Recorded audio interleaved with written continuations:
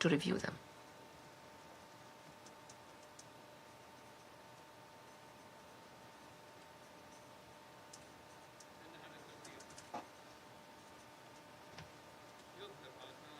This visual documentation shows the damage inflicted on vital industrial facilities, occupied residential buildings,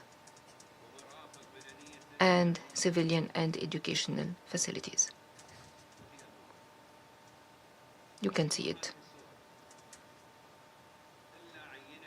These images represent only a small sample of the overall destruction. Yet, they are sufficient to reveal the true nature of these attacks. The deliberate targeting of civilian lives, not military objectives, as falsely claimed by Iran. Mr. President,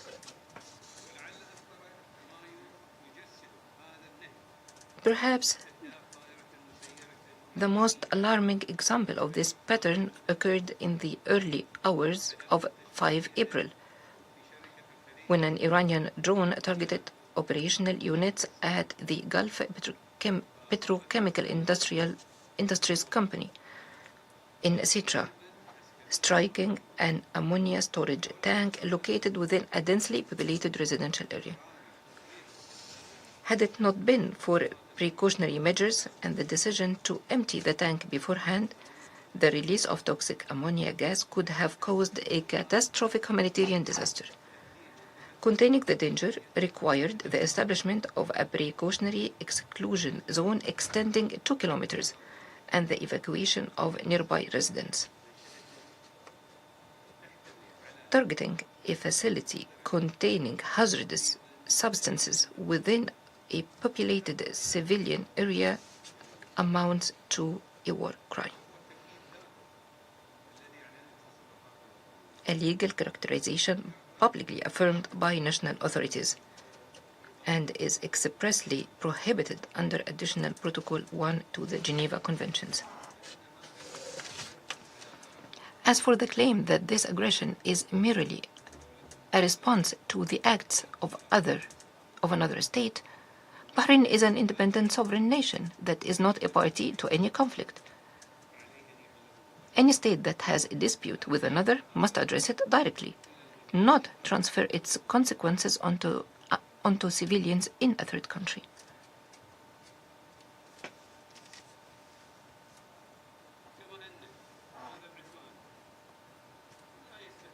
Nor is this aggression directed solely against Bahrain. It threatens the security of the entire region.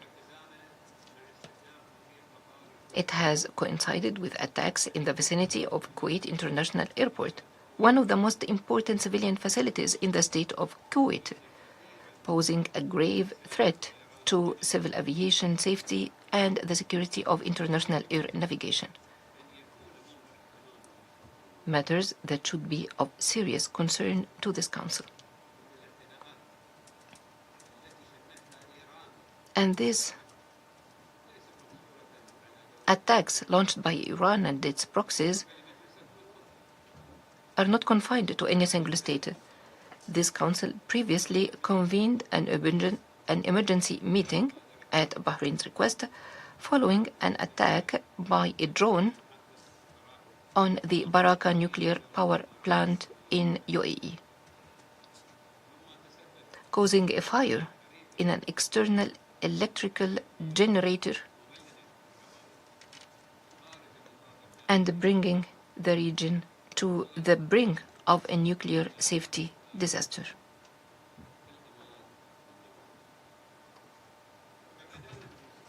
This Council rightly condemned that attack as a flagrant violation of international law. Taken together, the pattern is unmistakable. From a chemical facility, to a civilian airport, to a nuclear power station. These are not military targets, as Iran claims. but part of a systematic campaign against the critical infrastructure upon which civilian life in our countries depends. These attacks constitute a clear violation of the Charter of the United Nations and Security Council Resolution 2817,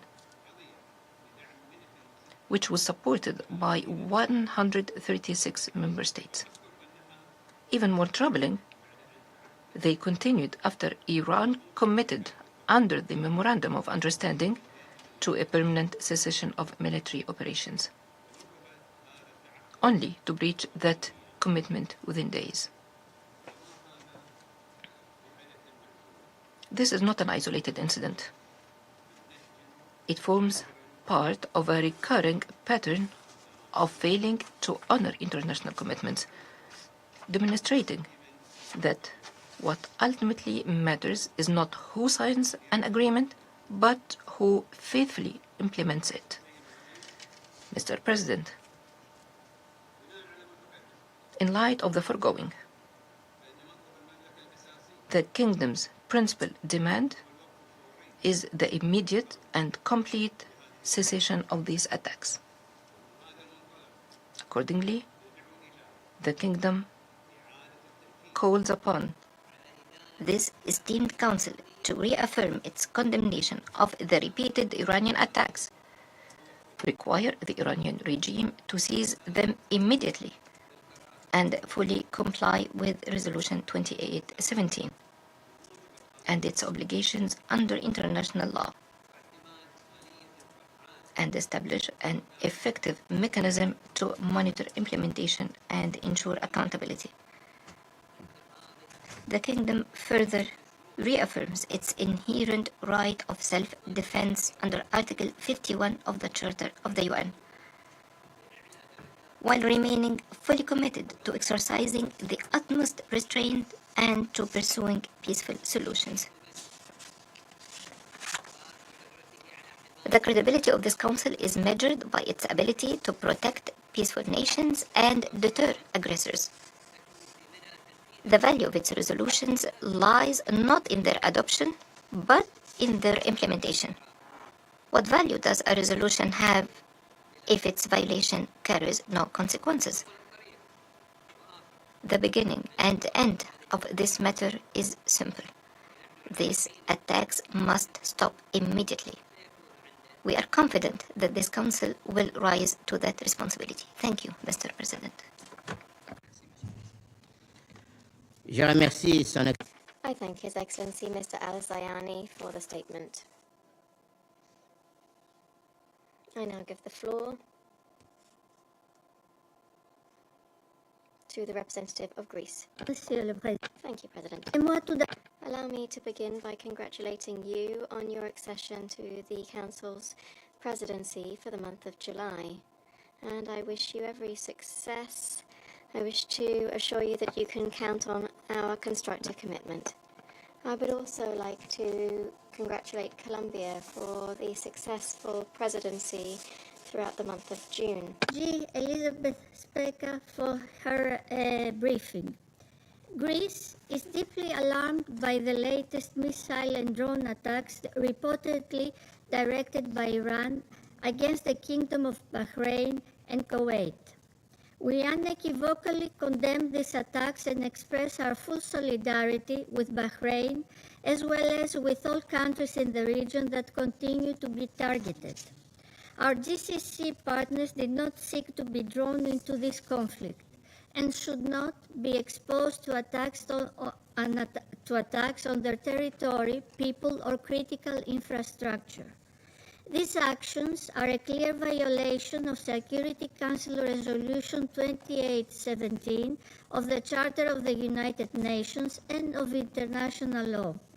From the outset, Greece has stood by her GCC partners. Moreover, in this new environment in the Middle East, GCC countries are indispensable partners to collectively act and shape a regional security architecture which will ensure long-term security and stability. safeguarding the sovereignty and territorial integrity of Bahrain and other countries in the region. Mr. President, the ceasefire agreements in the region continue to be fragile and risks of further escalation remain high. Greece strongly supports the ongoing diplomatic efforts and in particular the negotiations between the United States and Iran so as to create the conditions for sustained de-escalation, address legitimate security concerns and bring a stable and lasting peace in the region. At the same time, we strongly believe that Iran must never acquire a nuclear weapon. Preservation of the non-proliferation regime is a precondition for sustainable stability. Full cooperation with the IAEA, transparency, safeguards, compliance and verification are essential to rebuild trust and assure the exclusively peaceful nature of Iran's nuclear program. We call for a swift resumption of cooperation between Iran and IAEA, including through a visit by IAEA inspectors in Iran as soon as possible.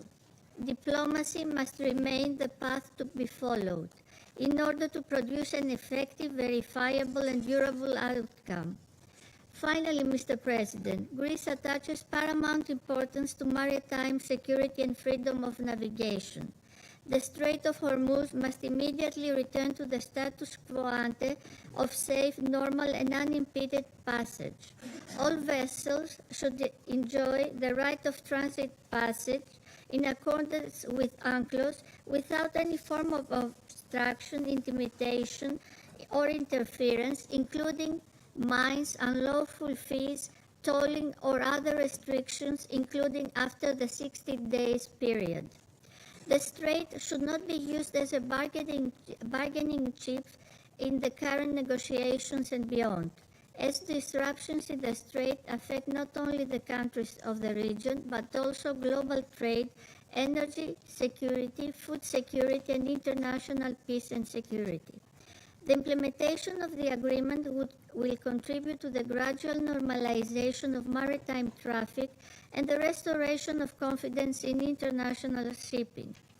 At this critical juncture, the Security Council must send a clear and united message.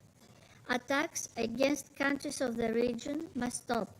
Resolution 2817 must be fully implemented. Maritime security and freedom of navigation must be safeguarded, and diplomacy must prevail. I thank you. I thank the representative of Greece for the statement. I now give the floor to the representative of the United Kingdom. Thank you, President. And let me start by congratulating the DRC on assuming the presidency for the month of July. You can count on our support. I also thank the delegation of Colombia for their excellent stewardship of the Council for the month of June. I thank ASG Speha for briefing us today, and I welcome Foreign Minister al-Zayani of Bahrain back to the Council, as well as the representative of Kuwait. President, the United Kingdom strongly condemns Iran's reckless attacks against Bahrain and Kuwait, and on international shipping in the Strait of Hormuz. First, these attacks are directly contrary to Resolution 2817, put civilian lives in danger, and risk destabilizing an already fragile region. We stand in solidarity with Bahrain, Kuwait, and all our partners across the Gulf. The United Kingdom remains committed to regional security and stability, and we will continue to provide practical support to strengthen the defence and security of our partners. Second, the UK gives our strong backing to the International Maritime Organisation's efforts to evacuate vessels and seafarers, which have seen a number of vessels able to safely exit the strait, some after months of being stranded. The IMO have had to pause their efforts as a direct result of these attacks, and we hope they will be able to resume their work as soon as possible. We call for the right of transit passage to be fully restored in the Strait of Hormuz, in accordance with international law, as reflected in the United Nations Convention on the Law of the Sea. It is critical that the Strait is free from the threat of violence and any form of tolls or unlawful impediments, and that all parties comply with their obligations under international law. The UK is committed to playing our part to achieve this, including through a strictly defensive and independent multinational military mission led jointly with our French partners to provide reassurance to commercial shipping. Finally, President, the UK welcomes and supports the implementation of the US-Iran Memorandum of Understanding and the ongoing negotiations. We recognise this as a moment of opportunity to restore stability, not only for the region, but also for the global economy. It is essential that global security and economic interests are safeguarded under a final agreement. And I thank you. I thank the representative of the United Kingdom. I now give the floor to the representative of Denmark. Thank you, Mr. President, and we congratulate the DRC on assuming the presidency of the Security Council for the month of July. You can count on our support. And we also thank Colombia for steering us through a very busy June. Let me also thank ASG Elisabeth Speha for her briefing. Denmark strongly condemns Iran's recent drone and missile attack against Bahrain, Kuwait, and in the Strait of Hormuz. We stand in full solidarity with the people of Bahrain and Kuwait and all countries in the region which have been targeted by Iran's indiscriminate attacks. Mr. President, the recent attacks by Iran are unacceptable. They pose a threat to the safety and stability of the entire region. They're putting civilian lives at risk, and they undermine efforts to achieve peace and security, while also negatively impacting the freedom of navigation. We reiterate our call for de-escalation and our call on all parties to show maximum restraint and comply with international law, including international humanitarian law. Resolutions of this Council must also be respected. In Resolution 2817, the Security Council demanded the immediate cessation of all attacks by Iran against countries of the region. Denmark urgently calls for its full implementation. Mr. President, these attacks risk destabilizing an already volatile situation. This is not only impact civilians across the Middle East, but reverberates far beyond, as we have seen with Iran's unlawful closure of the Strait of Hormuz. As a maritime nation, Denmark has continuously called for respect for freedom of navigation. Iran's actions in and around the Strait of Hormuz have led to food shortages, rises in energy prices, and other adverse effects across the world. They also undermine international efforts to restore regional security. Denmark welcomes the Memorandum of Understanding between the United States and Iran. We also thank Pakistan, Qatar, and all other mediators for their efforts. This agreement represents a moment of opportunity to restore regional stability, restore a fully open Strait of Hormuz with safe passage, and ensure that Iran never acquires a nuclear weapon. It is vital that the ceasefire is sustained, and we encourage the parties to continue negotiations within the framework of the MOU to achieve a permanent end to this war. In closing, we reiterate our call for de-escalation and a durable solution. Denmark remains committed to ensuring freedom of navigation in the Strait of Hormuz and supporting efforts to safeguard peace, security, and stability in the Middle East and beyond. I thank you. I thank the representative of Denmark for the statement. I now give the floor to the representative of Panama. Thank you, Mr. President. We'd like to thank Ms. Elizabeth Speha, Assistant Secretary General for the Department of Political and Peacebuilding Affairs, for her briefing. Furthermore, we welcome His Excellency Abdullatif bin Rashid al-Zayani, Minister for Foreign Affairs of the Kingdom of Bahrain. We also recognize here the presence of the permanent representatives of the State of Kuwait and the Islamic Republic of Iran, who are joining us for this meeting. Excellencies, We regret that the reason for this meeting is a fresh indiscriminate attack against the Kingdom of Bahrain and the State of Kuwait, perpetrated in blatant violation of their sovereignty and territorial integrity and in contravention of the Charter of the United Nations and international law. Such events once again put the civilian population at risk and fuel regional instability. We cannot allow such action to become normalized. Respect for the sovereignty, territorial integrity, and the prohibition on the use or the threat of use of force represent fundamental principles of the international order and must be respected by all states without exception. Equally worrisome is the fact that the decisions of this Council continue to go unheeded.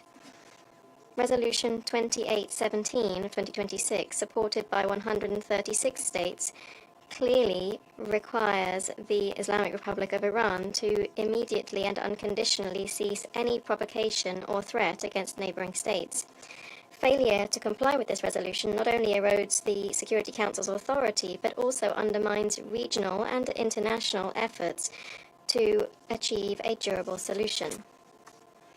For this reason, we call on the Islamic Republic of Iran to fully comply with its obligations under international law and with the resolutions of this Council, to halt any action or threat that might worsen the situation, and to opt for dialogue and diplomacy as the only path towards preserving international peace and security.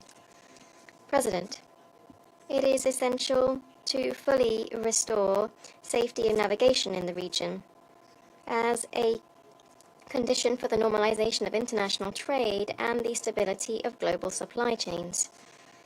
In this context, we reiterate our steadfast commitment to freedom of navigation and to full respect for international law of the sea, particularly the United Nations Convention on the Law of the Sea. This legal framework represents the basis of the legal order of the oceans. It guarantees essential rights and obligations for international maritime security. Panama roundly condemns the recent attack against a Panamanian flagged ship on the 27th of June in the Strait of Hormuz, which was carrying around 2 million barrels of oil. This event is absolutely unacceptable and represents a grave threat to international maritime security. We demand full respect for international law and the security of seafarers. In addition, we recognize and support the work of the Secretary General of the IMO, Arsenio Dominguez, and the Secretariat of the organization, whose efforts have contributed to facilitating the safe evacuation of 115 vessels and approximately 2,500 seafarers who remained in the Strait of Hormuz. We fully trust that the ongoing diplomatic efforts will enable progress towards the full implementation of the Memorandum of Understanding between the United States and Iran, as well as enabling a constructive step towards the easing of tensions and building regional stability. Thank you. I thank the representative of Panama for that statement, and I now give the floor to the representative of the Russian Federation. President, at the outset, we'd like to thank the Colombian delegation for their presidency of the Security Council in June.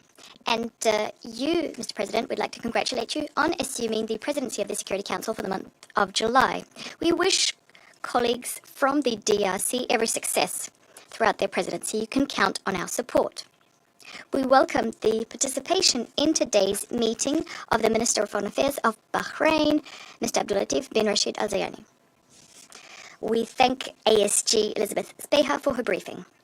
Since the start of the escalation of the conflict in the Middle East in late February 2026, the Russian Federation took a principled and objective position vis-à-vis developments. Russia has consistently condemned the aggression waged by the US and Israel against Iran. We pointed out that strikes on civilian infrastructure in all countries of the region are unacceptable. We stressed the need for respect for the sovereignty and territorial integrity of countries in the region as well. We're in favor of resolving the situation through political and diplomatic channels. There is, nor can there be, alternatives to this path. Against this backdrop, the Russian Federation welcomed an agreement on a cessation of the military conflict between the US and Iran, with Pakistan's and Qatar's energetic and effective mediation. The MOU paved the way for further negotiations and instilled hope of a fully fledged peace. And yet, at the end of last week, we witnessed strikes exchanged. This exchange could have threatened the ongoing diplomatic efforts. As far as we can tell from the information we're receiving, first, an attack was waged on a Panamanian-flagged tanker in the Hormuz Strait, supposedly by Iranian forces. Then, the US struck sites linked to military intelligence, communications, UAV warehouses, and anti-missile defense positions in the territory of the Islamic Republic of Iran. In response, the Iranians attacked the infrastructure of the US armed forces on the territory of Bahrain and Kuwait. We believe that Iran, much like any other UN member state, has the right to self-defense, in accordance with Article 51 of the UN Charter. The enemy's military sites are, in this instance, logical targets. They do not enjoy immunity. We also heard statements by Iranian officials stating that these retaliatory strikes were conducted specifically on US military infrastructure in the region.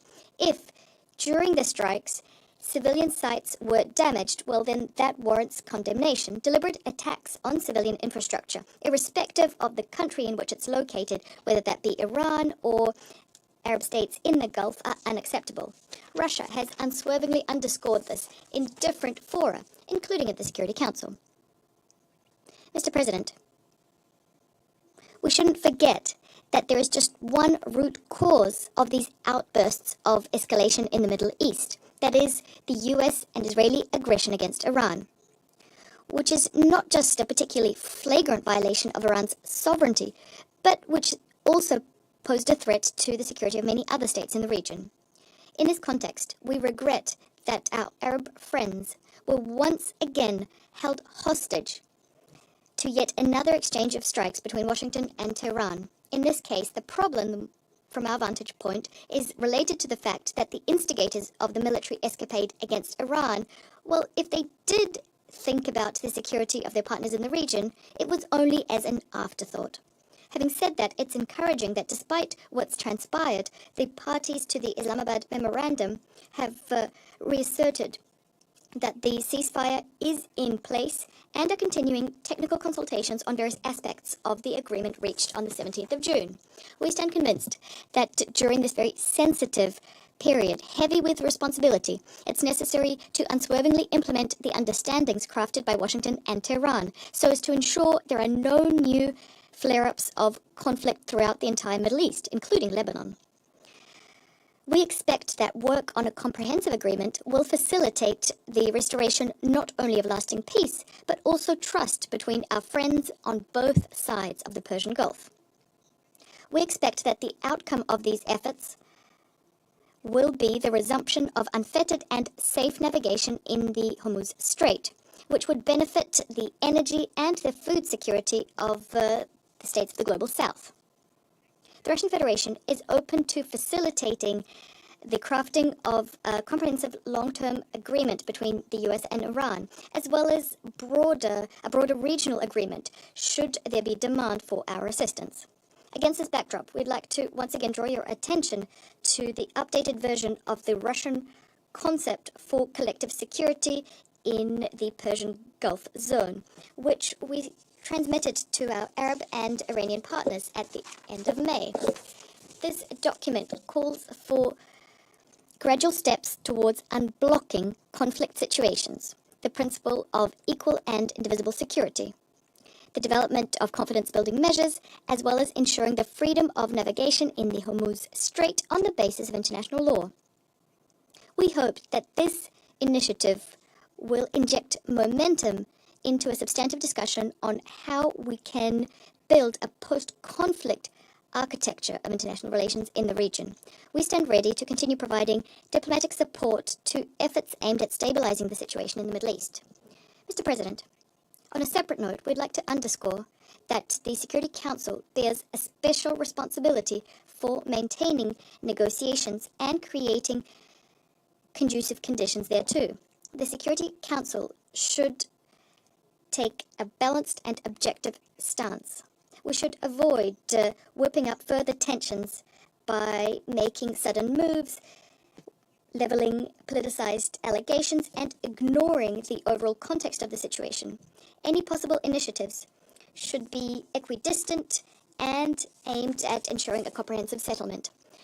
Russia is unswervingly ready to take a constructive role in crafting an overall Security Council position on this issue. I thank you. I thank the representative of the Russian Federation, and I now give the floor to the representative of the United States. I want to congratulate the DRC for its presidency, and I would like to welcome once again Foreign Minister Zayani to the Council, and thank you, Assistant Secretary General Sperhar, for your briefing. Colleagues, 3 months ago, through Resolution 2817, led by the Kingdom of Bahrain, this Council stood with our friends in the Gulf without opposition. As their hospitals, as their airports, energy infrastructure, resorts were under blistering fire from Iranian drones and missiles. And I'll tell you, personally, on a personal note, I was just in the Gulf, in the Kingdom, along with the United Arab Emirates and other partners that have been indiscriminately struck by Iran, with their civilian infrastructure repeatedly damaged. I visited some of the locations that the Iranians have hit, and if you have any doubt about Iran's intentions, I encourage each one of you to go. Go and talk with the Bahrainis, visit Manama, visit Abu Dhabi and other locations. They didn't just kind of fire off a bunch of missiles and drones hoping that they would hit a few targets. It was deliberate, it was well planned, it was malicious. I visited the Bahraini Petroleum Company, where I saw where Iran very precisely targeted the fire suppression lines first. They then targeted first responders so that they could not respond. They targeted a site literally in the middle of a neighborhood. Fortunately, the drone didn't explode. Would have potentially killed 2,000 to 3,000 families in a massive, massive explosion. But they did this in a way to maximize damage. Even when they hit fuel tanks, they targeted the largest fuel tank and was sure to hit the bottom of the tank rather than the top so that it fully drained. And again, the fire suppression apparatus, the safety apparatus, had been destroyed, and the first responders even, the firemen and women, had been attacked so that they couldn't put out the fires. They even aimed at chemical storage areas, again, where direct strikes could have killed thousands of innocent people in what Iran will, I'm sure, their representative today will call neighbors and colleagues. That's not how you treat neighbors in my neighborhood where I come from. Meanwhile, they've stopped every ship from transiting the Straits of Hormuz, and it didn't matter if the ship was carrying fertilizers to farmers in Africa, aid to Sudan, fuel to Japan, whether they were involved in this conflict or not. We've heard talk today of root causes. I don't think farmers in East Africa were involved in root causes. Civilian, military, didn't matter. Iran sought to punish the world, all of us, all of you, people who had no interest, no party, even no knowledge of their nuclear aspirations. Just this week, the UN Trade and Development Agency found that Iran's closure of the Strait of Hormuz will have lasting effects on 61 developing economies. Again, let's go back to the talk of root causes from our Russian colleagues. Okay, hit back on military sites. Fire back on United States bases in the region. Fire back on Israel even. But 61 developing countries that will suffer now, or their crops won't grow, because Iran sought to indiscriminately and seeks to indiscriminately punish the world because of their views in this conflict. Iran cannot, and we cannot allow it to hold the world's economy hostage. So many innocent civilians around the world are being affected. So as a response, Bahrain, our Gulf Arab allies, and others rallied a record-breaking 136 co-sponsors who spoke with one voice. Iran must stop its attacks on its neighbors and leave an international waterway, Straits of Hormuz, open for all. Our friends in the Gulf have rallied another 143 co-sponsors on a separate draft resolution, circulated in May, that once again calls on Iran to stop its illegal mining. We can't just throw mines, whether it's on land or in the sea, in response to a conflict. Illegal tolls, and respect international law for free passage for all. So we're here today because despite the diplomatic achievements and agreements, Iran still hasn't shown the world a basic level of decency and respect. Instead, they openly defy this council, their neighbors, and basic tenets of diplomacy. Members of this council told Iran, stop the attacks, open the strait. Iran's neighbors respectfully asked Iran, stop the violence, open the strait. Even their closest partners told them privately, stop the mining, stop the tolling, and open the strait. And just 2 weeks ago, the United States signed a memorandum of understanding with Iran. Its most basic premise, the straits, international waterways must be open. Attacks on civilian shipping must stop. And we're here today because Iran ignored that. Last week, Iran fired missiles and drones at civilian infrastructure in Bahrain and Kuwait. Why? Why? They also fired at commercial vessels transiting Omani territories. So again, we just heard, well, Iran has a right to defend itself. Okay. Do they have the right to attack Kuwait and attack random civilian ships flagged by Panama and Singapore in international waters? Is that a right under Article 51 of the UN Charter? I would think not. So again, let's be clear what happened here. After 136 countries told Iran to stop, Iran fired again. After its neighbors pleaded for de-escalation, Iran fired again. After the United States sat down for weeks and pursued diplomacy at the highest levels, the Vice President of the United States signed a memorandum of understanding, Iran fired again. And after the Iranian people dared to speak out for a new Iran, the regime battered its own people, and they're still spending millions on internet suppression. Why? As an aside, as a tragic aside, executions in Iran have surged. Despite the internet blackout, we know this. Javad Zamani, al-Zayani, 2 students, young men, were just executed 10 days ago in Iran. You know their crime? As it was rammed through a revolutionary court with no representation, their crime was, quote, waging war against God. That was their crime. That's the crime. And I look at their representative. I don't know how he lays his head on his pillow at night. But whatever false choice the Ayatollah's cronies present him, it's not the only choice. Amnesty International says these protesters are still the ones who weren't, the 40,000 who weren't machine gunned in the streets in the period of 1 weekend. Amnesty International says they're being held in secret, they're being tortured into confessions, they have no counsel, and in some cases being publicly hung to send a message.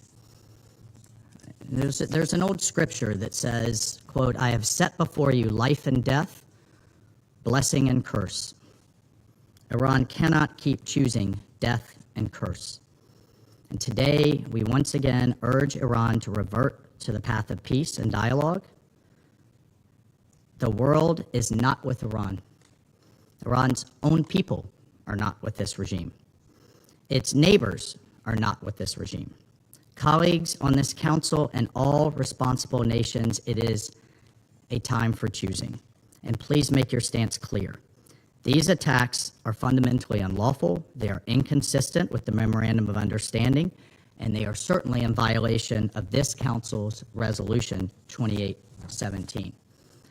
And they're a disservice to the future of the Iranian people. I cannot stress enough the possibility of real, transformative, positive opportunity for the nation and people of Iran is on the table. But President Trump's patience is not unlimited. The world cannot continue to suffer, and Iran must abide by its obligations to this council that this council voted for without opposition, and the world must hold this regime to account. I thank you. I thank the representative of the United States. I now give the floor to the representative of Liberia. Thank you. Thank you, Mr. President. I have the honor to deliver this statement on behalf of the A3, namely the Democratic Republic of the Congo, Somalia, and my own country, Liberia. We thank the Assistant Secretary General for her comprehensive update on the latest developments in the region. The A3 congratulates you, Ambassador Zenon, and the Democratic Republic of the Congo on assuming the presidency for the month of July. Of course, you can count on the A3's full support. We thank the Colombian delegation for the stellar stewardship of the Council last month. We welcome the presence of the distinguished Foreign Minister of Bahrain in today's meeting, as well as the representative of Kuwait. Mr. President, the A3 is deeply alarmed by the recent attacks on Bahrain and Kuwait. The explicit admission of responsibility for these actions is no mere footnote. It is a warning flare over our already fragile region, signaling a dangerous escalation in the wider pattern of hostilities across the Middle East. These renewed escalations in the Gulf threaten to widen the circle of instability, endanger regional security, and send tremors through the global economy. At such a moment, the principles of international law cannot be treated as optional instruments of convenience, because in truth, they are the vital guardrails preventing crisis from becoming catastrophe. Therefore, we call for absolute respect for the sovereignty, territorial integrity, and the political independence of all states, especially the peaceful Gulf nations. We urge all parties to choose dialogue over brinkmanship, restraint over retaliation, and diplomacy over the dangerous illusion that force can deliver lasting security. In this regard, the A3 welcomes the June 17 signing of the Memorandum of Understanding between the United States and Iran, achieved through the mediation of Pakistan. We strongly urge all parties to strictly adhere to their ceasefire commitments and protect the integrity of these fragile talks. A diplomatic opening, once closed, is rarely easily restored. Recent military actions must not be allowed to extinguish the possibility of dialogue. Sustainable peace can only be built at the negotiating table, never on the ruins of confrontation. We reiterate our urgent call for the protection of civilians and civilian infrastructure. In every conflict, innocent lives must never become the currency of political calculation or military advantage. Commitments undertaken by the parties must be fully respected, faithfully implemented, and honored in good faith. Equally critical is the guarantee of freedom of navigation in international waterways, including the Strait of Hormuz. This is not merely a regional concern. It is a global necessity. No nation should mistake strategic waterways for levers of pressure, nor allow the arteries of international commerce to be held hostage to conflict. All parties must refrain from actions that undermine maritime security and the free flow of trade upon which the global economy depends. We demand full compliance with Resolution 2817 of 2026, which insists on an immediate end to threats and provocations targeting regional security and maritime commerce. To conclude, Mr. President, this Council must help ensure that the region steps back from the edge and returns to the path of reason, restraint, and responsible diplomacy. The choice before all parties remains stark: either widen the flares of conflict or widen the doors of dialogue. The A3 urges the latter because in the Middle East, as everywhere, peace is not preserved by the loudness of weapons, but by the courage of wisdom. I thank you for your kind attention. I thank the representative of Liberia, and I now give the floor to the representative of Latvia. Merci, Monsieur le Président. Thank you, President.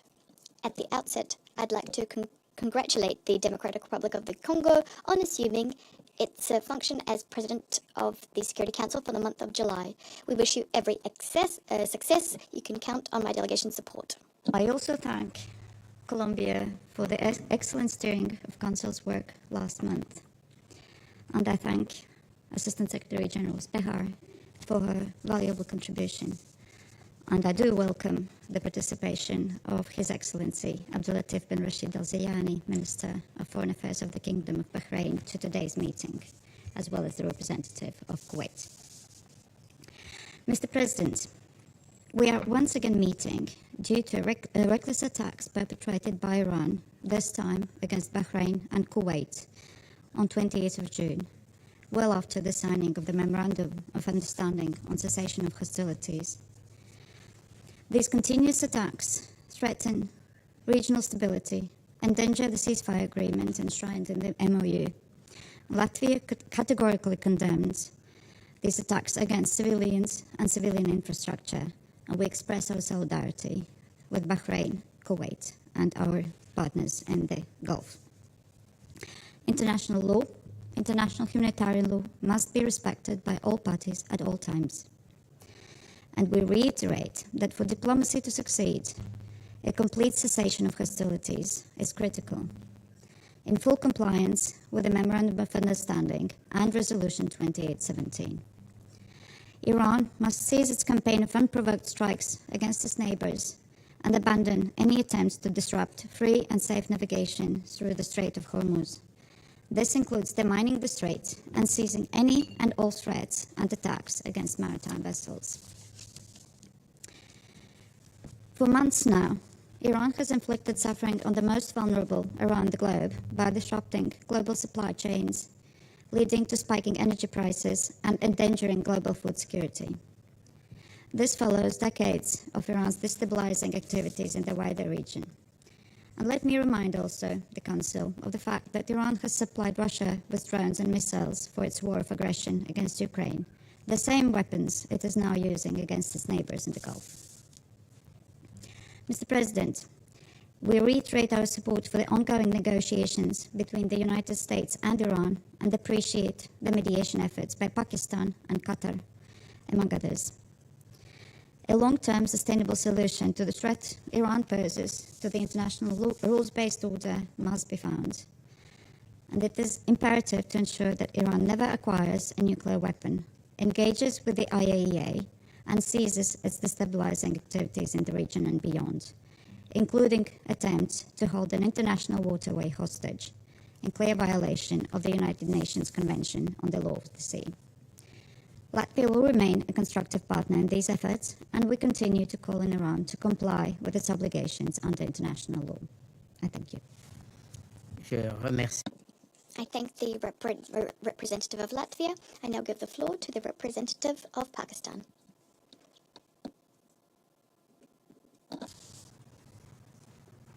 Thank you. Mr. President, let me join. I think it was China's turn. Yeah, please, go ahead. Je rectifie. Minor correction.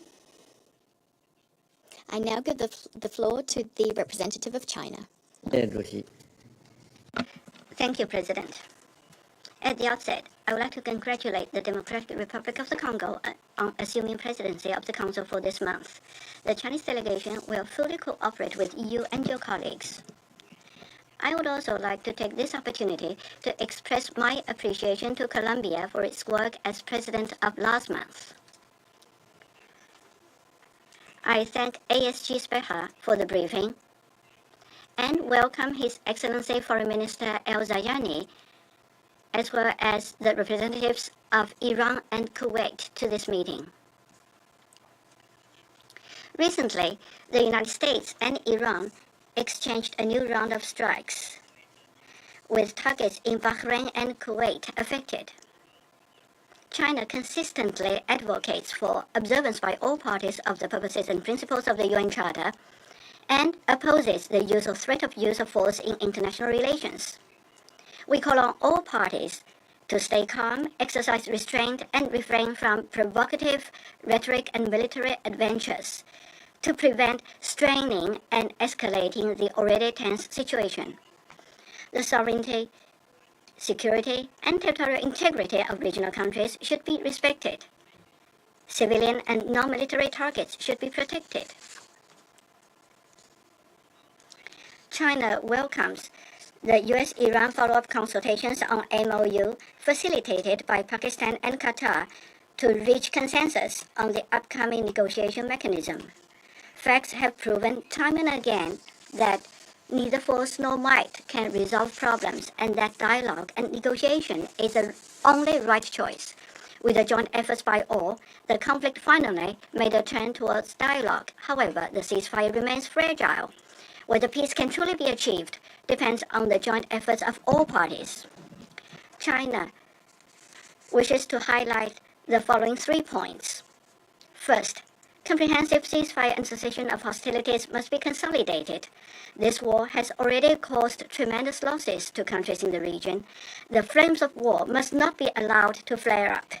The US and Iran should maximize good faith, implement the MOU in earnest, keep the momentum of negotiations going on, and overcome difficulties and interference with a view to reaching at an early date a comprehensive agreement that is mutually agreed upon by themselves, accepted by regional countries, and welcomed by the international community. Second, normal navigation in the strait must be resumed as soon as possible. The Strait of Hormuz is a strait for international navigation. Restoring security and free passage in the strait helps maintain the stability of global production and supply chains and serves the common interests of regional countries and the international community at large. The arrangements for the strait must respect the coastal states' sovereignty and legitimate rights and interests, while also complying with international practice and the common aspirations of all countries. Third, relations among regional countries must be improved. The Middle East, including the Gulf, cannot once again become an arena for the rivalry among big powers or fall victim to geopolitical games. China supports regional countries in achieving genuine strategic autonomy, upholding a common, comprehensive, cooperative, and sustainable security concept, resolving differences through dialogue and consultations, exploring a new regional security architecture, and firmly taking their destiny into their own hands.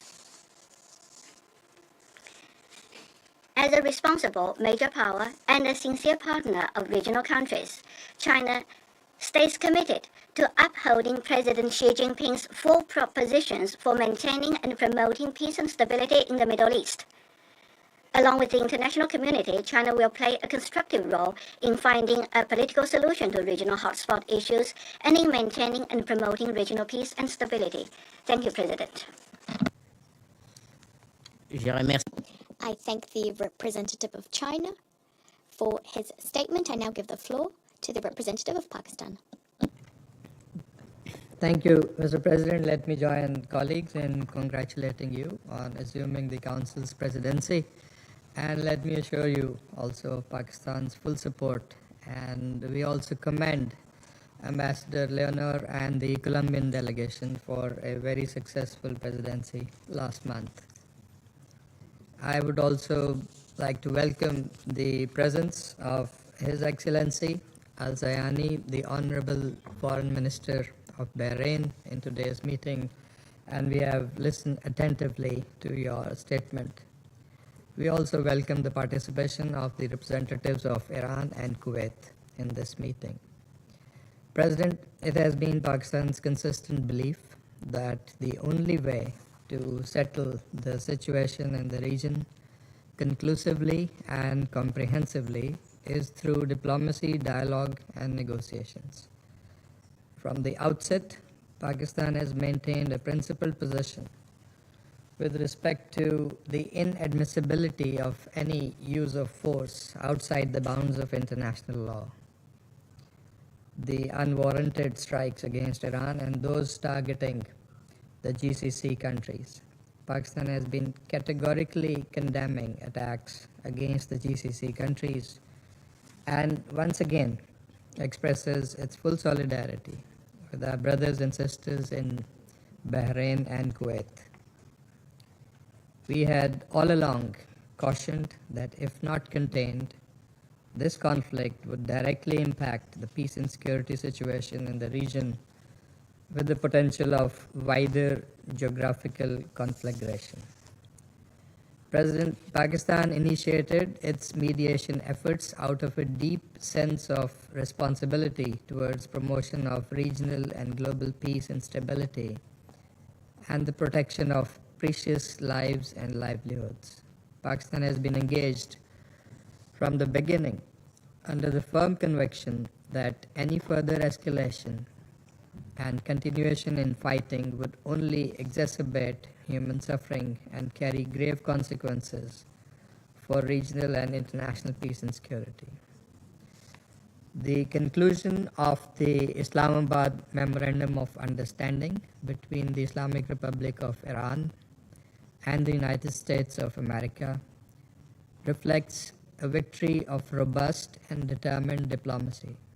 Our efforts are aimed at saving lives, de-escalating the situation, and opening the space for structured dialogue leading to an enduring mutual understanding and a final deal. We thank the parties and our partners, especially Qatar, Saudi Arabia, Turkey, Egypt, as well as China, for reposing their trust in and support for Pakistan's mediation efforts. Pakistan has stepped up its diplomatic engagement with key regional and international stakeholders to facilitate earnest follow-up and implementation of the Islamabad Memorandum of Understanding by Iran and the United States, in line with the Pakistan-Qatar joint statement issued on 21st of June 2026. And yesterday, Pakistan and Qatar concluded separate meetings with the US and Iranian negotiators in Doha, with positive progress made on issues related to the Islamabad Memorandum of Understanding, building on the outcomes of the Lake Lucerne Summit. The parties agreed to continue discussions over the coming period, with the next meeting to be scheduled at the earliest possible time. So we remain hopeful and optimistic that we will continue to see meaningful progress in the coming days. Pakistan's leadership remains engaged with the parties, our partners, and the regional countries. We continue to facilitate dialogue and confidence-building measures to prevent any escalation and to sustain the diplomatic engagement. From our perspective, the fact that the talks are continuing and the parties are on the negotiating table is a significant positive outcome. The channels of communication remain open, and we are persisting in our efforts geared towards ushering peace, security, and tranquility that will benefit the entire region and all countries without exception. I thank you. Je remercie le représentant du Pakistan. I thank the representative of Pakistan. I now give the floor to the representative of Colombia. Señor Presidente, Mr. President, I thank the presidency for convening this meeting, and since this is the first time that I am taking the floor, I take this opportunity to wish you every success in your work this month. In addition, I would like to thank the Assistant Secretary General, Ms. Spiha, for her briefing. I convey my greetings to the delegations joining us today. In addition, I welcome the Foreign Minister of Bahrain, Mr. Abdullatif bin Rashid al-Zayani. Colombia condemns in the strongest terms the recent attacks targeting Kuwait and the Kingdom of Bahrain, and expresses its solidarity with the peoples of both countries. These events represent a grave threat to international peace and security and reveal the precarious situation facing the region. The pattern of attacks and reprisals is not building security for any state. Rather, on the contrary, it is ramping up mistrust and entrenching a dynamic of confrontation whose consequences are felt beyond the actors directly involved. This merely fuels a cycle of instability which heightens risks for the civilian population, shrinks space for dialogue, and distances the prospects for a political solution. In this context, my country reiterates that all states have the obligation to act in accordance with the Charter of the United Nations, respecting the sovereignty and territorial integrity of states. These principles cannot be applied selectively. Rather, they represent legal obligations binding equally on all states and represent the basis of the international order. Mr. President, at the same time, Colombia deems it essential to preserve the momentum of ongoing diplomatic efforts, and we call on all parties to exercise maximum restraint, avoiding any action which might exacerbate the situation or lead to a greater escalation. In this regard, the recent Memorandum of Understanding between Iran and the United States represents an opportunity that must not be squandered.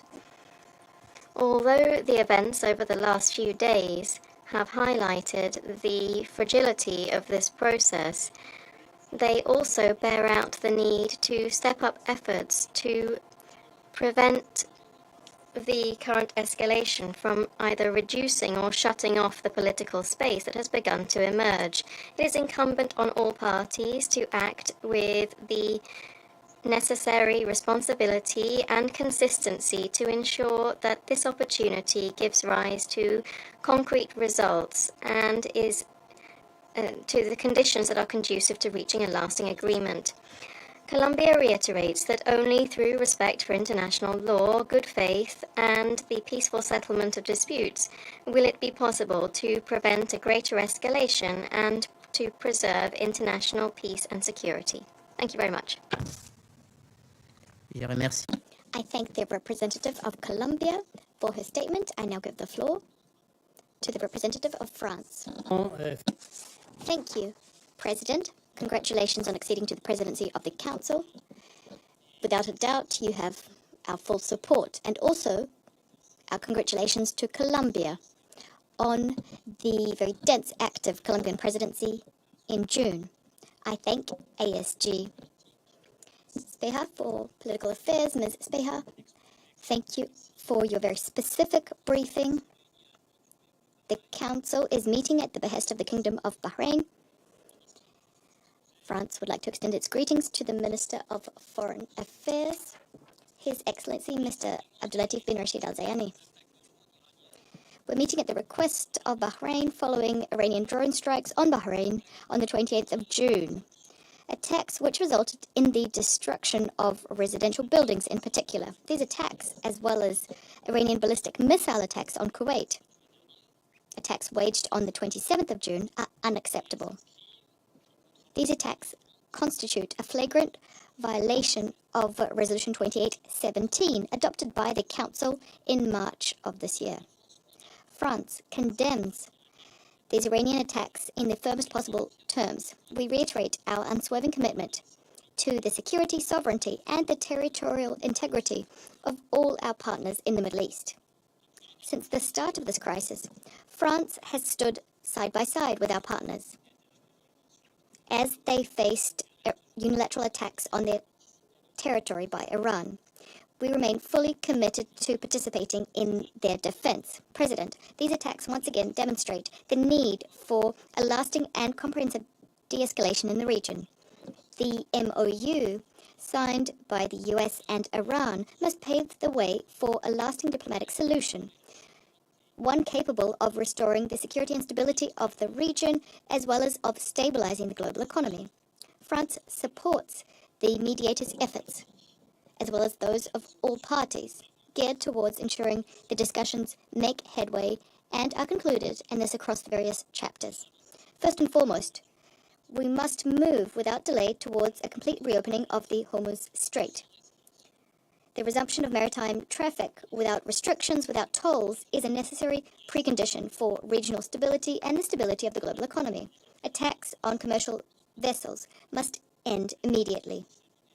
Navigation through the strait without any must remain free, unconditional, and unrestricted, in keeping with the law of the sea. France, together with the UK and almost 30 states from various continents and the region, put forward the initiative of an independent, neutral, and defensive multinational mission, which stands ready to contribute to efforts to restoring the conditions for the safety of navigation throughout this international maritime route. This mission could participate in the demining of the strait and accompany commercial vessels transiting the strait.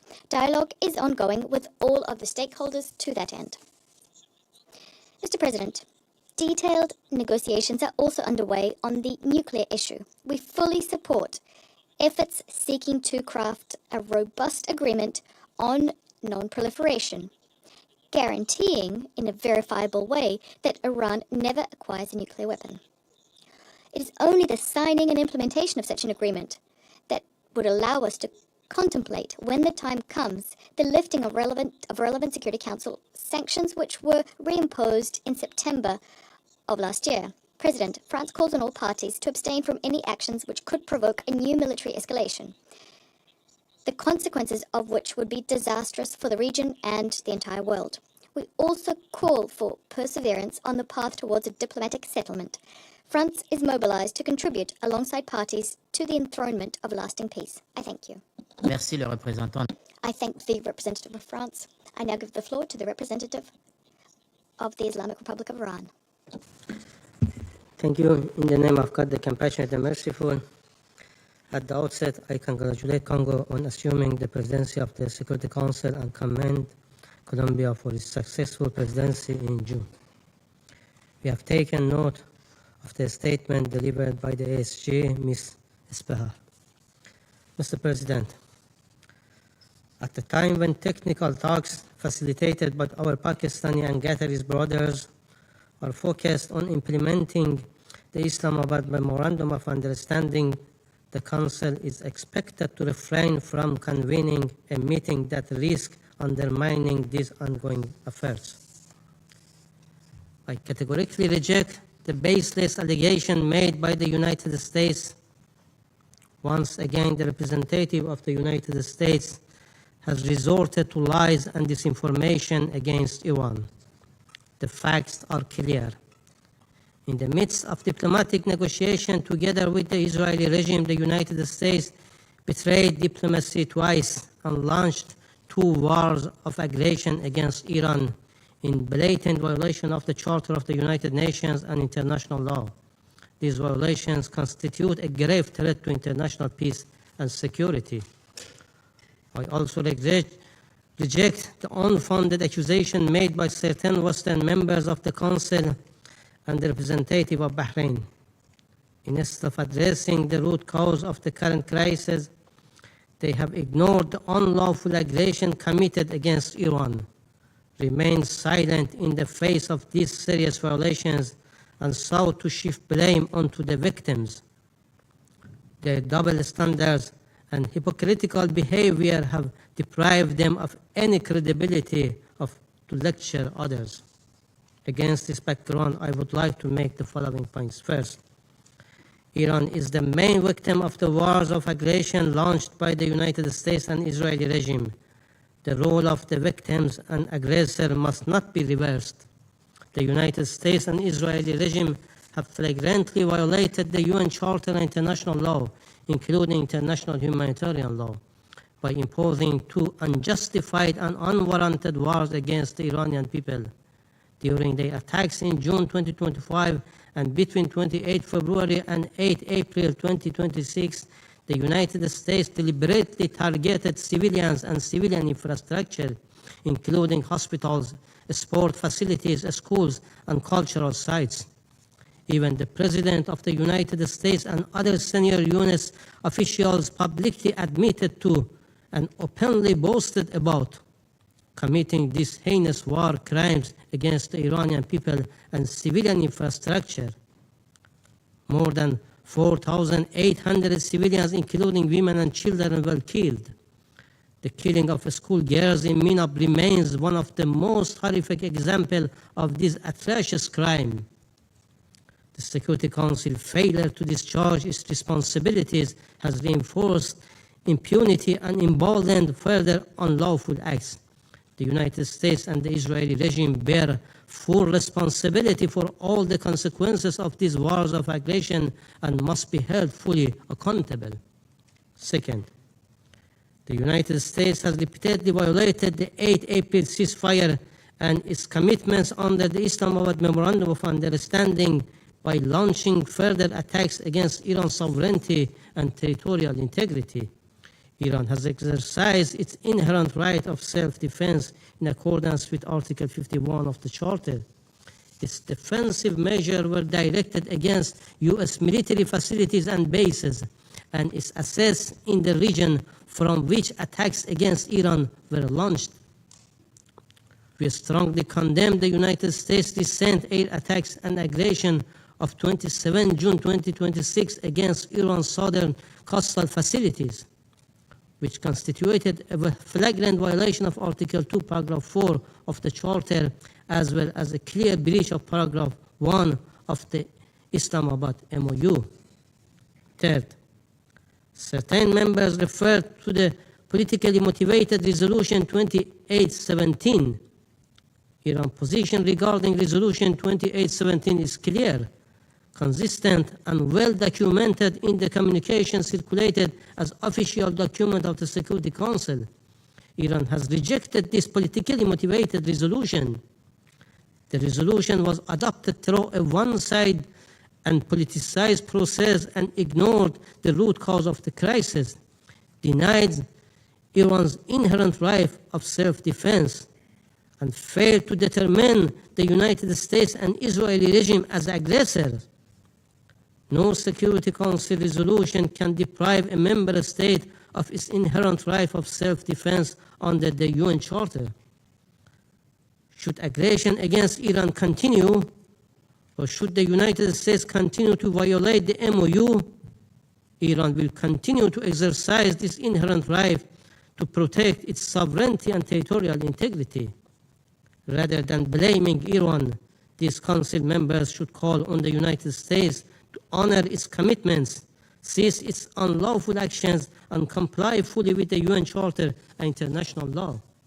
Fourth, despite the deep mistrust to the United States caused by its repeated violation and the US betrayal of diplomacy, Iran engaged in diplomacy in good faith through negotiations facilitated by Pakistan and supported by Qatar, Turkey, Saudi Arabia, Egypt, China, and the Russian Federation.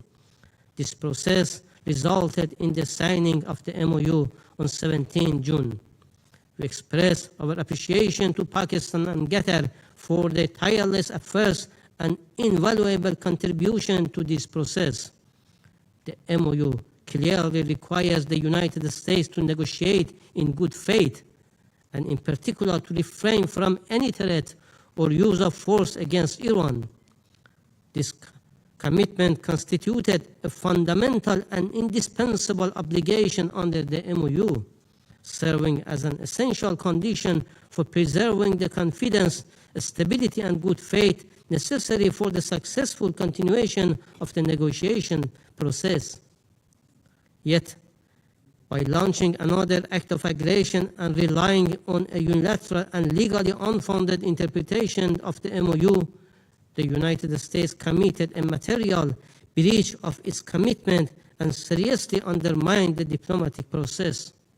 Fifth, Iran remains fully committed to implementing the MOU, including its provisions concerning the Strait of Hormuz, provided that the United States faithfully fulfill its own obligations.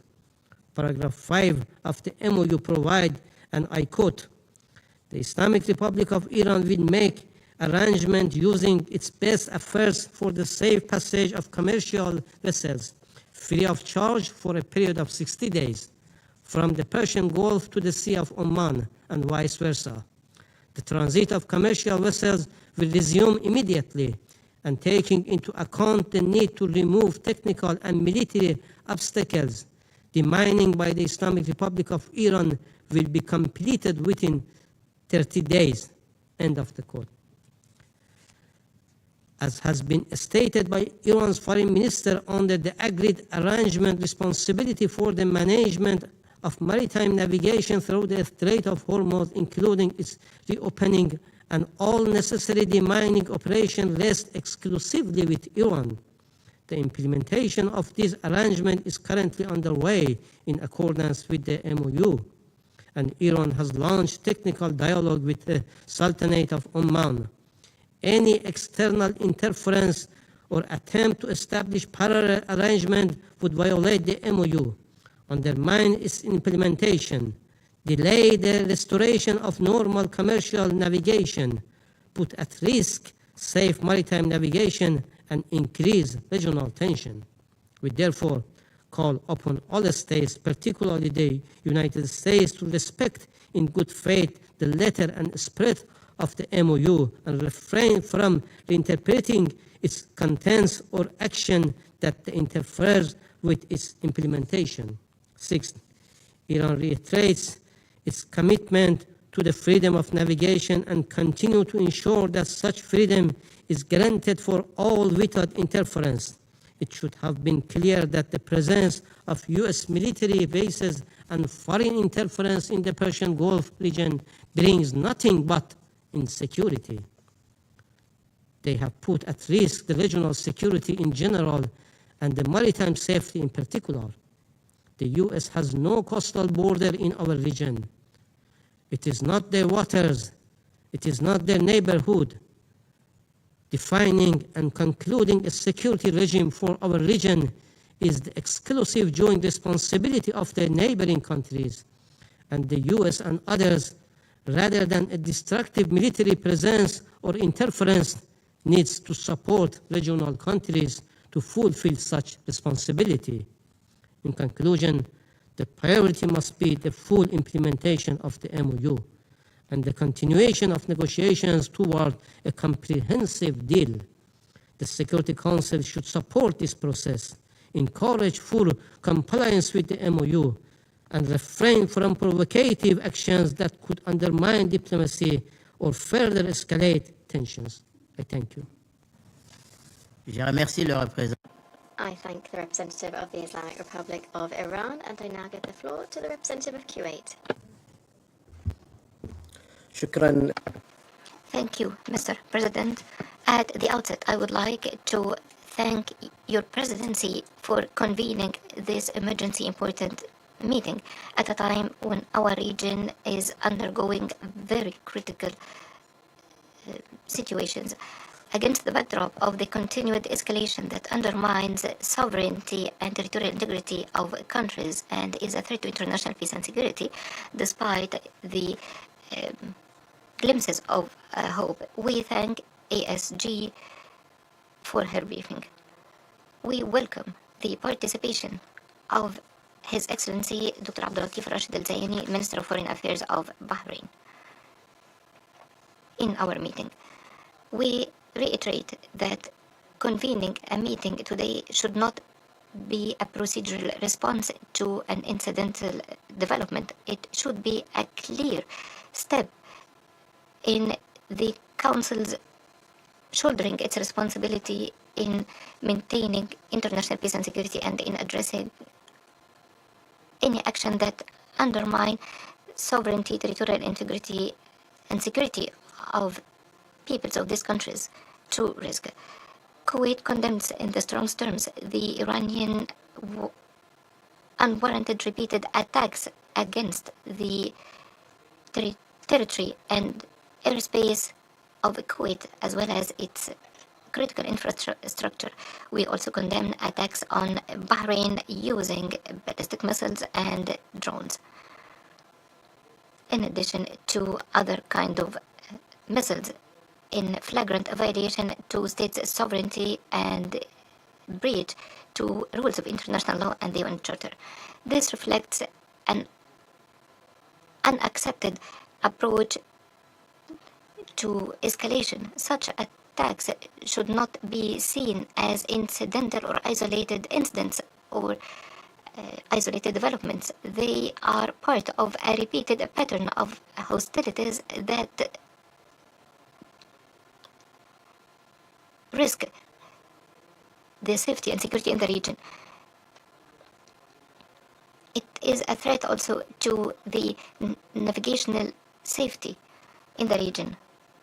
The state of Kuwait, since the beginning of this wave of escalation to repeated attacks, totaling 893 attacks with drones and 873 attacks with ballistic missiles and 10 cruise attacks, which led to many casualties, including a child, that in addition to the material damage in vital infrastructure and critical facilities, including the Kuwait International Airport and the facilities related to the safety of international air navigation. Kuwait states that the efficiency of its military and armed forces helped to prevent further loss. Protecting the lives of those in Kuwait will remain our priority. That is non-negotiable. Mr. President, the state of Kuwait holds the Islamic Republic of Iran fully responsible for these attacks, and Kuwait also stresses its firm and clear position that it has never been and will never be a party to any military escalation. Kuwait has not allowed and will never allow its territories or airspace or territorial waters to be used to launch any hostilities against any other country. This is a principled, firm position based on the policy of the state of Kuwait in respecting sovereignty of states, and good neighborliness, and upholding international law and the UN Charter. However, this responsible position should not be met with attacks. Restraint should not be used as a pretext to target sovereignty or for neighboring countries to bear the consequences of confrontations not of their choosing and to which they have not been a party. State sovereignty are not a political margin that could be overlooked in cases of tension. Peoples are not a lever of pressure in any confrontation. International law is not a selective obligation to be invoked when need and ignored in cases of escalation. Accordingly, Kuwait reiterates its call to immediately halt these hostilities and to respect sovereignty and territorial integrity of states and to refrain from the use or threat of use of force, and calls for the full compliance to rules of international law, including principles of good neighborliness and non-interference in internal affairs of states. Mr. President, Kuwait reiterates its full support and solidarity with the sisterly Kingdom of Bahrain in all efforts and measures it is taking to protecting its sovereignty, territory, and peoples. The security of Kuwait and of Bahrain and of GCC countries are integrated and inseparable. Any threat to one country is a threat to all other countries. Our stability is joint and common. The state of Kuwait commends the Gulf, Arab, and international positions which condemned these attacks, and we see in this condemnation a clear message that the international community does not accept targeting safe countries and does not accept turning the territories, facilities, and airspace of these countries to an arena to transfer the tensions. Mr. President, the Security Council has expressed through its resolution 2817 of 2026 its position regarding the attacks on countries of the region, including Kuwait, and on Bahrain.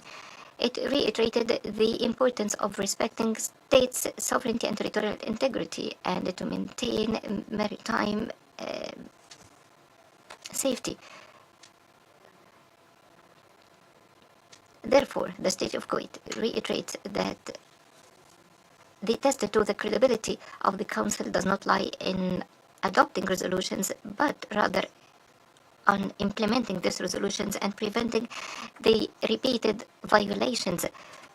The resolutions have been adopted to address these violations. Those resolutions have stated that the impunity emboldens failing to take a decisive action would open the door to uncalculated escalation. Therefore, the state of Kuwait calls on the Security Council to convey a clear message rejecting these attacks and any action that undermines states' sovereignty and territorial integrity, and should call on Iran to end its attacks and refrain from any actions that can escalate and expand the scope of the conflict. Mr. President, Kuwait and Bahrain have endured severe attacks recently. However, the state of Kuwait reiterates that security and safety cannot be achieved by missiles or drones, cannot be maintained by threats and tensions. It can be achieved by dialogue, de-escalation, respect to international law, and address root causes of crises through peaceful means. In this connection, the state of Kuwait welcomes the diplomatic efforts that led to an MOU between the United States and Iran. The MOU addresses the outstanding issues between the two countries, including the halt of the acts of hostility and ensure maritime freedom in the Strait of Hormuz. State of Kuwait commends efforts by friendly and sisterly countries, top of which Qatar and Pakistan. That's in addition to other international endeavors to ensure de-escalation and to reduce tension. However, welcoming this step does not absolve any party from its legal obligations and does not justify in any way the continued aggression on states that have not been party to the confrontation. The success of any diplomatic effort hinges on respecting it and by halting all hostilities and to have concrete results enjoyed by countries and peoples of the region. They should not remain ink on paper or a fragile framework destroyed by repeated attacks. The state of Kuwait reiterates that any future arrangements on the security in the region or the free navigation in the Strait of Hormuz should be based on the respect for international law, the principles of sovereignty and the right of coastal states, as well as the international navigational rights. It should not be at the expense of the GCC countries or without taking their legitimate interests into consideration. Mr. President, the state of Kuwait has proven throughout different crises that it is a state that believes in diplomacy and supports dialogue and upholds peaceful solutions. At the same time, it will not relent in defending its sovereignty, territorial integrity, security, and people. The restraint exercised by Kuwait is an expression of responsibility and wisdom. It's not a sign of weakness or a sign meaning that we accept the status quo. Upholding international law does not mean silence when it is violated. In conclusion, the state of Kuwait reiterates that the security of the Gulf is inseparable of the security of the region.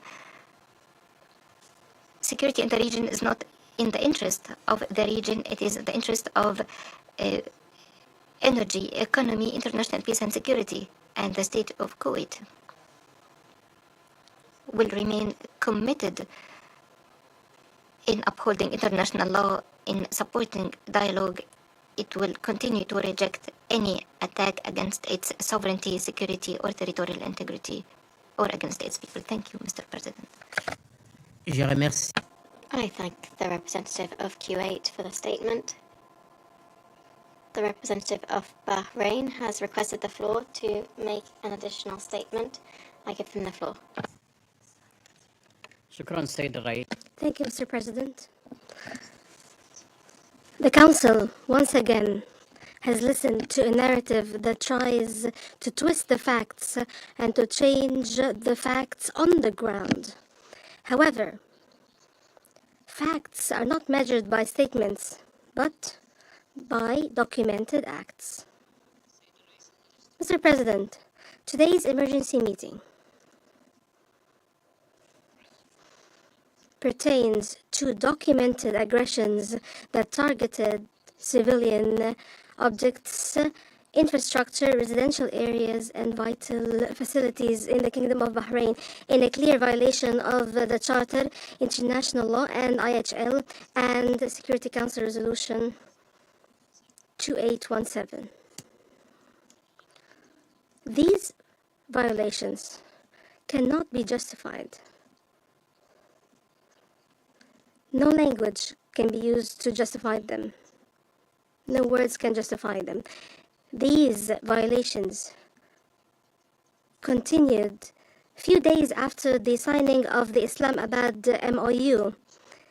This begs legitimate questions vis-à-vis Iran's commitment to its international obligations and the principle of good intent in the implementation of agreements. Mr. President, respect of sovereignty and commitment to international obligations and non-use of force or the threat of the use of force, these are not selective principles to be applied when they serve the interests of a particular state. However, they are peremptory principles that international law is based upon.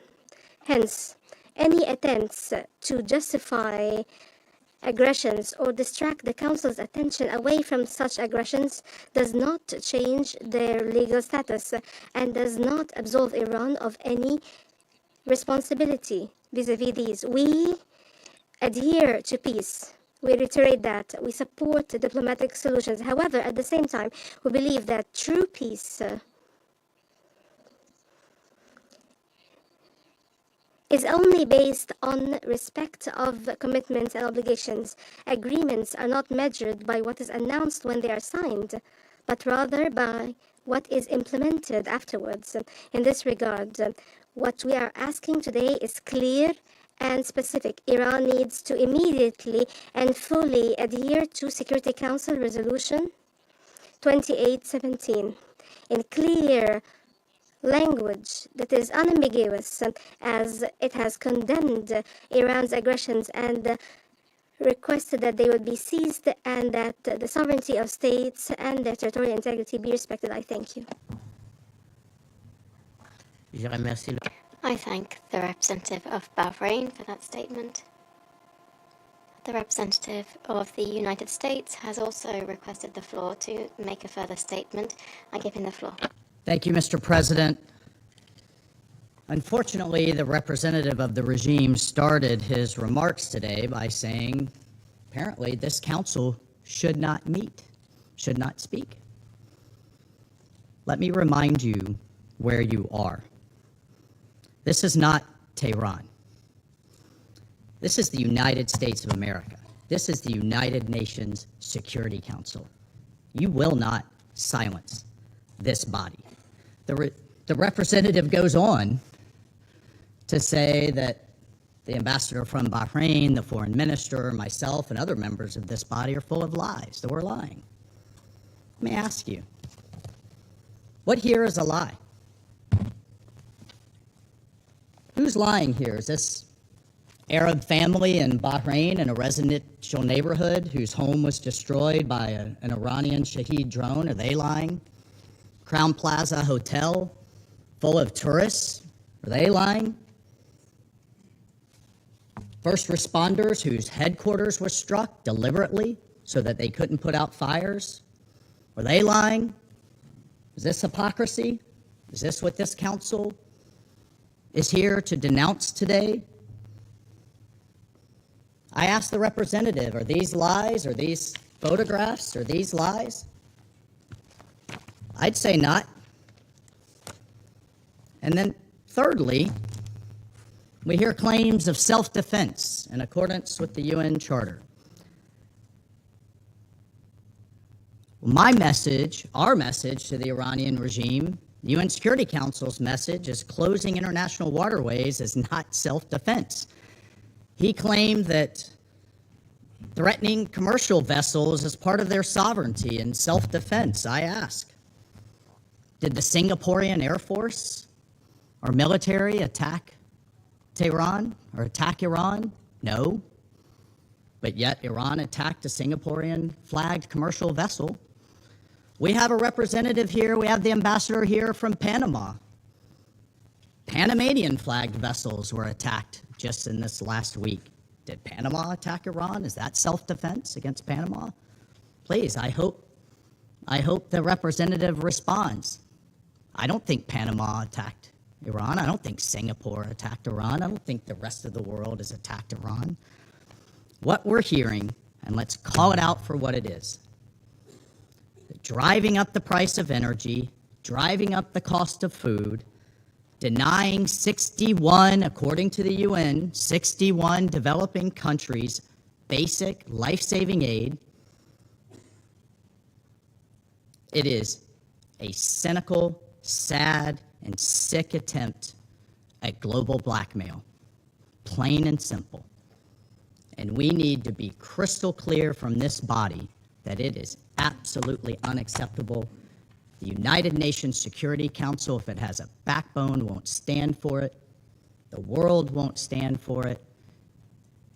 And that we will hold this Iranian regime accountable for its attacks on our populations around the world through this sick attempt at global coercion. I thank you, Mr. President. Je remercie le... I thank the representative of the United States for that statement. The representative of the Islamic Republic of Iran has asked for the floor to make a further statement. I give him the floor. Thank you. I would be brief. In response to my brother Jamal from Bahrain, there is no doubt that certain regional countries, including Bahrain, facilitated this aggression by allowing their territory and their space to be used by aggressors. The international responsibility alongside that the United States and Israeli regime is clear and undeniable. You know that according to the General Assembly resolution, providing your space and soil to aggressor is act of aggression. And I think that it should be clear for our neighboring countries that the presence of American and spaces in their countries not only does not bring security to their countries, but also make their countries vulnerable. And response to representative of the United States, I ask him that maritime blockade is a collective punishment. You were in war with Iran. Why you prevent the international vessels could reach to the Iranian ports? You cannot deny the facts. The fact is that 70% of Americans and taxpayers oppose your administration war policy toward Iran. They believe that Americans' interests have been sacrificed for the Israeli interest.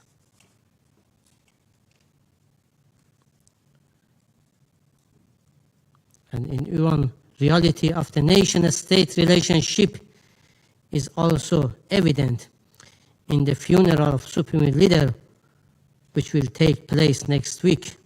You can close your eyes and ears, but you cannot change the truth. Je remercie le I thank the representative of the Islamic Republic of Iran. The representative of Bahrain has asked to make a further statement. I give him the floor. This will be for the last time. Shukran. Thank you, Mr. President. I apologize for taking the floor once again, but I just wanted to respond to the representative of Iran once again. Resolution 2817 has condemned these acts. There is no justification for them. Hence, the representative of Iran needs to go back to this resolution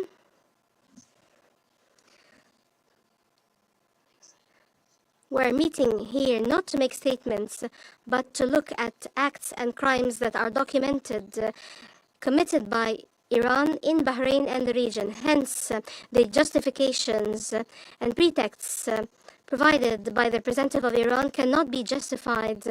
And the best evidence is the resolution adopted by the Council 2817. Hence, I will not speak at much length.